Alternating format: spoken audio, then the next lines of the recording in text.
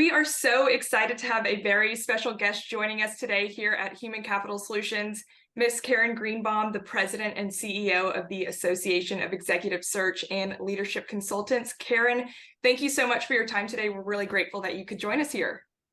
I'm delighted to be here. Bo Birch, our CEO and founder of Human Capital Solutions, I'll let you give a little wave. He is joining us as well today. Thank you, Karen, for being with us. Thank you, Ellie, for helping us get together. Happy to do it, and we are having a discussion today about what it means to be a member of AESC and why clients should only choose to work with AESC members. And before we really dive into that and have that discussion, we do want to provide those watching with a little bit more information about your background, Karen. As we've mentioned, you are the President and CEO of AESC, the global association representing the $20 billion plus profession worldwide. And Human Capital Solutions is a proud member of AESC, amongst the best executive search firms in the world.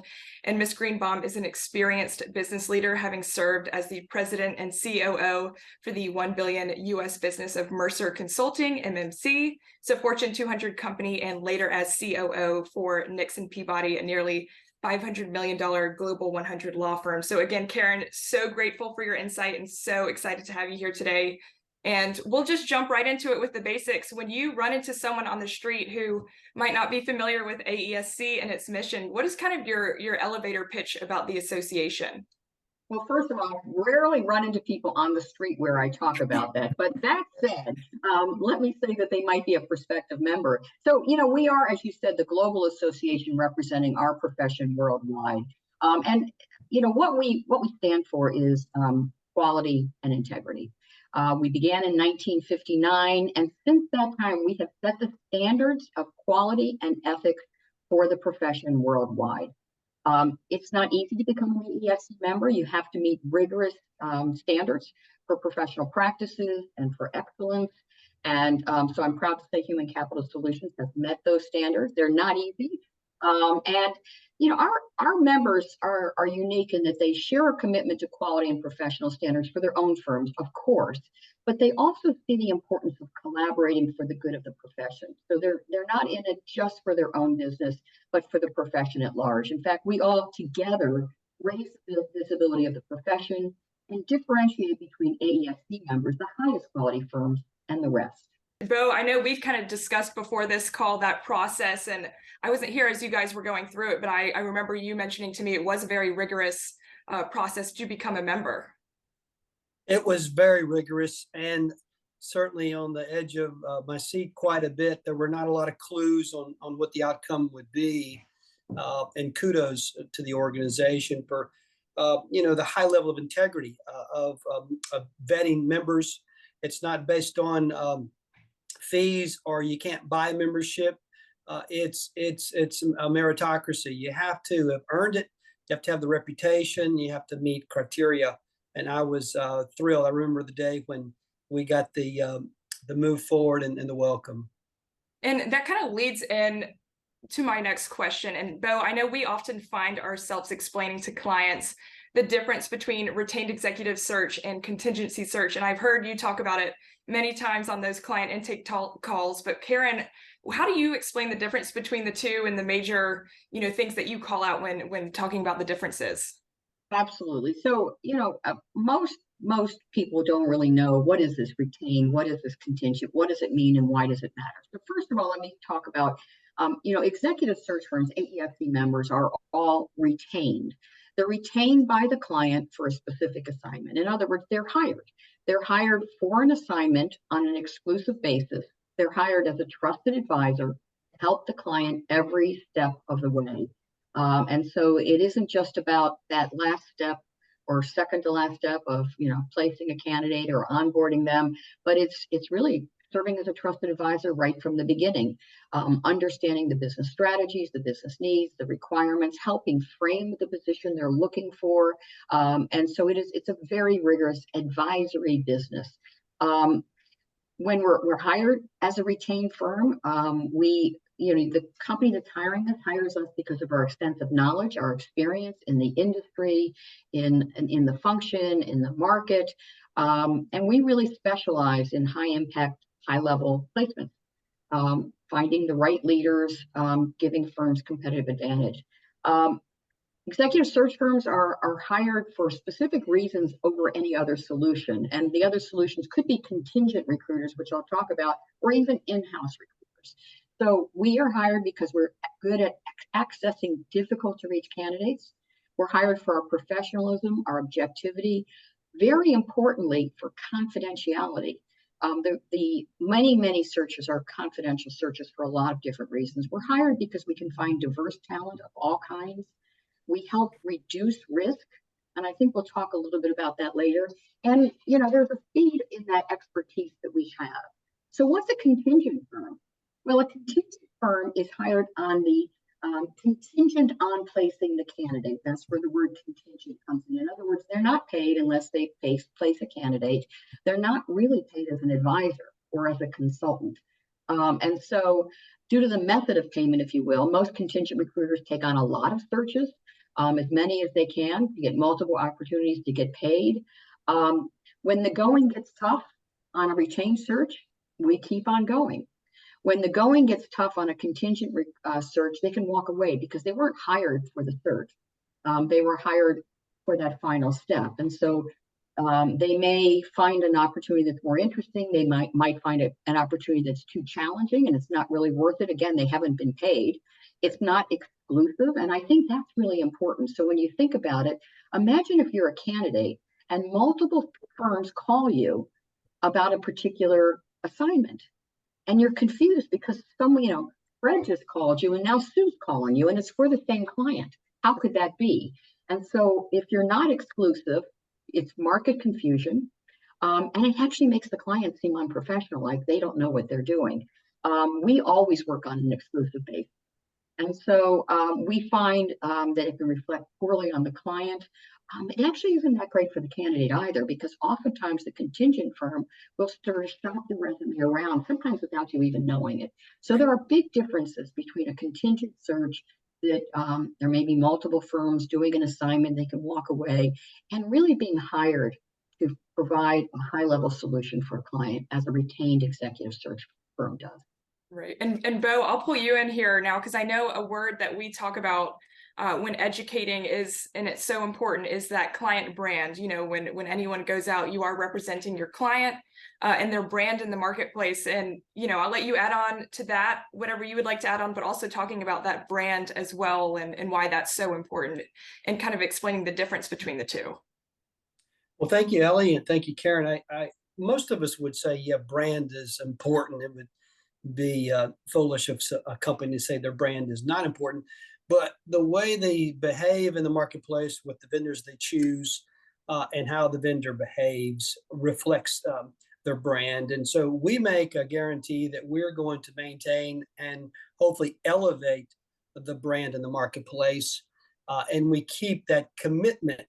We often get some opportunities to provide feedback with some of the internal recruiters, perhaps, that aren't representing the company brand as well as they should. It's very hard with high volume recruiters to return calls, return emails, and respect the candidates. A boutique firm like ours, we do a limited number of search. So our ability to respect and honor the candidates and to be very attentive and responsive to our clients, we're nimble. We move quickly as a boutique retained firm. I often will tell folks in one regard, director, C-suite, board level positions would usually be retained positions. And below that, you may want to hire a contingent firm, higher volume, lower level positions. There are a lot of great contingent search firms out there. And as Karen said, it's really weird. There's a misnomer out there, a very lack of information, a lack of education, sometimes with senior leaders who aren't really sure of what this is and why. So a lot of my day is informing and educating folks on this very subject. Right. Yes, I feel like we've done a lot of that recently. So wanted to pull you in there and kind of leading into our next question. We are having a really exciting year because we are celebrating our 20th anniversary, which has been a lot of fun for us, just to reflect back on Bo, starting this business and kind of how far you've come. And we'll start with you. How have you seen the profession change in the last 2 decades? And then Karen, I'll pull you in as well, just how you see the profession changing and where it's going in the next 20 years and your predictions. But Bo, we'll start with you. How have you seen it kind of change in the last 2 decades? Well, Ellie, I started my first HR job in January of 1990. And I worked 15 years for some very large global companies. So I was an HR practitioner and grew to levels to where I ran some searches myself, and I had recruiters that worked for me within the organization. I went outside and worked with search firms, retained contingent. So I had 15 years of a kind of a client experience working with third-party search firms. And now, I've got 20 years in addition to that as a search firm operator, practitioner. And boy, oh boy, if you look back 32 years of how it was, and then even 20 years of starting the firm, we were an analog society. We weren't digital. And so folks used Harris directories and looked at the Sunday ads in newspapers and did all kinds of things that oftentimes a search firm way back in the day were very regional. I remember when I started the firm 20 years ago, folks would say, so you're in North Carolina, did you just work within the Carolinas? And boy, has that changed. 20 years ago, and 32 years ago, people stayed in jobs for a decade plus. Now people move around much more frequently. And technology has really been the impetus. We've always thought that technology is our friend. The technology will not put us out of business. I remember the advent of Monster, and folks would say, "Oh, Monster's going to close down all these search firms," and then LinkedIn, and folks said the same about LinkedIn. But LinkedIn is our friend, and digital media is our friend, where we can develop and nurture more relationships. We have tens of thousands of relationships across the country, and I can't not imagine trying to do that in an old analog fashion. Right. Yeah, it's a lot more data driven. I know we talk about that now today as well, given where technology has gone. And Karen, I'll bring you in. What are your predictions just for the next 2 decades? I know that's a long time. Well, yeah, I actually think 20 years is a long time to forecast, and so you might be surprised because we didn't pre-plan our responses. But I actually think like the profession is learning to deal with our clients' most complex talent issues. So it isn't just hiring, but it's really dealing with all kinds of complicated talent issues at the top of the house. In fact, I'd like to think of us as leadership-focused management consultants. So we get involved with strategies, especially talent strategies, and we focus on leaders, of course, but also on teams and on culture and the strategies that impact those. And so it's about alignment and direction. So how is that going to shape the future? Well, in some ways, I think the issues of today, many of them are going to be the issues of tomorrow. And they actually were the issues of before. We're just getting more sophisticated in how we solve them. So we know that the number one issue on clients' minds these days is how do I attract top talent? In fact, I'd say top diverse talent. I believe there will always be a shortage of top talent. Whether there are high unemployment, low unemployment, it really doesn't change the fact that there is always going to be a need for top leaders to drive organizations and drive change. And so in some ways, my prediction for the future is that will remain an issue. That's not going away. One of the issues that has become equally important is retaining top talent, because there's no point in attracting top talent if they don't stay. And so when you think about retaining top talent and developing future leaders, which is part of retaining that talent, and it quickly takes you to culture. And I think that when there's a shortage of top talent, that means that I think of it as a candidate market.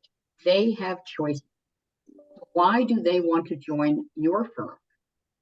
And that means that clients have to look at themselves, at their organizations, and say, are we a desirable place for top talent to come and for top talent to stay? And so we have to get more involved in issues like purpose and mission and values and culture, and how all of that aligns with when you want to win the war for talent. What makes someone say yes to you? And I think that, maybe 20 years ago, clients thought they were in the driver's seat. They interview 5 people and they get to pick one. Now it's a little bit different, right?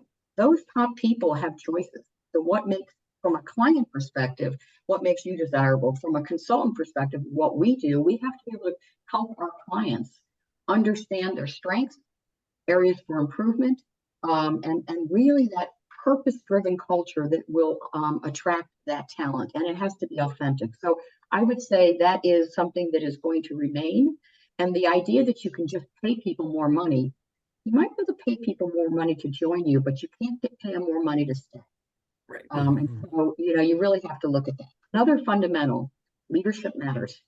And so I believe that that's not going to change. Leaders drive culture. You need authentic leaders. They bring purpose to life beyond posters on the wall. And finally, leaders need to be resilient and adaptable. And is that going to change? It may be accentuated even more. We were all faced with that with COVID, right? All of a sudden, the entire world had to pivot to a virtual world in a nanosecond. And digital transformation that was going to take 5 years took 6 weeks. Why? Because we had no choice. And those leaders who were resilient and adaptable were the ones who succeeded rapidly. And those who weren't, didn't. And so that was the real learning, if you will, from the COVID experience, and that we take that into the future over 10 years, over 20 years. Themes come and go. But I think that if you look at something that we're all talking about a lot more is ESG, which I really don't like the letters because I don't think people really quite understand it.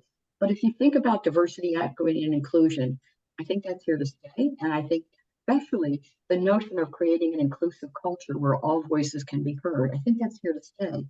Sustainability. Our members are looking at sustainability in the same way that they're looking at it for their clients. Our clients care about this. It's part of their organization, but our members care about it as well, because we care about the future. And we're thinking about these things as well. And so I think all of that will remain, and we'll continue to see the importance of the world around us. And the only thing I'd add on technology, and I agree with what Bo said, technology is an enabler to our work. It's not the enemy. I think it is unlikely that CEOs will be hired by computers. I don't think ChatGPT is going to call out a CEO and recruit them. And so I see technology as continuing to enable us to be more efficient and more effective.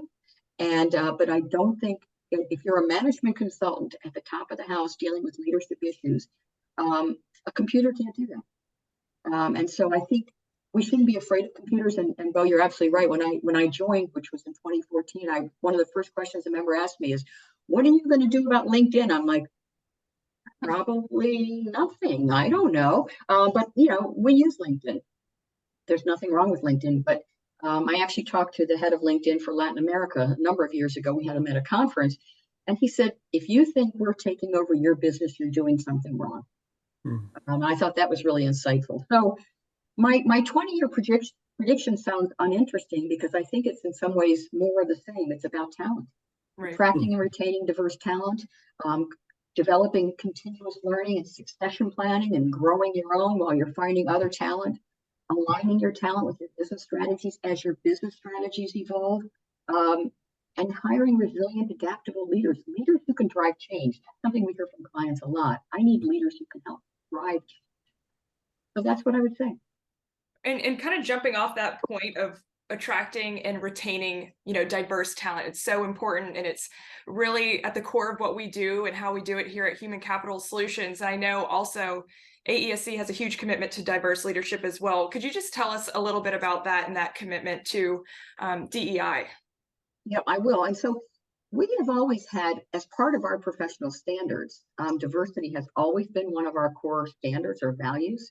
But I think in the last several years, we've added even more emphasis on that. But it's been there for a long time. And I, in order to do that, we actually developed a pledge for our members to sign, where they're committing, they pledge to use their collective voices and actions to help create a world that is inclusive, diverse, equitable, and accessible for all. A lofty goal, and one that will, be something we will focus on for generations, frankly. But it's that commitment. It's a commitment to do things like removing bias from the search process from beginning to end, both for how we work, but also how we work with clients and helping them understand it. We're focused on education. We're focused on advancing a broader, more diverse slate of candidates. We're focused on active engagement in our communities and helping underserved communities. So we do a lot of different things, but it does begin with asking our members to sign a pledge, take action. We don't have here are the 15 steps you must do, but we do say do something.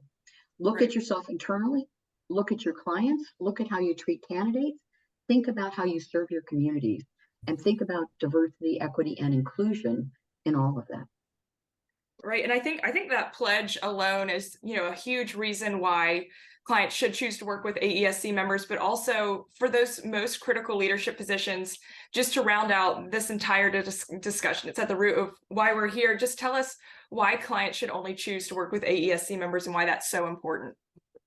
Exactly. So in some ways, it goes back to the beginning of our discussion, right? So AESC member firms such as Human Capital Solutions, are among the best of the best in the profession. They've been carefully selected for their professionalism, for their practices, for their policies, for their commitments to diversity, integrity, transparency, objectivity, confidentiality.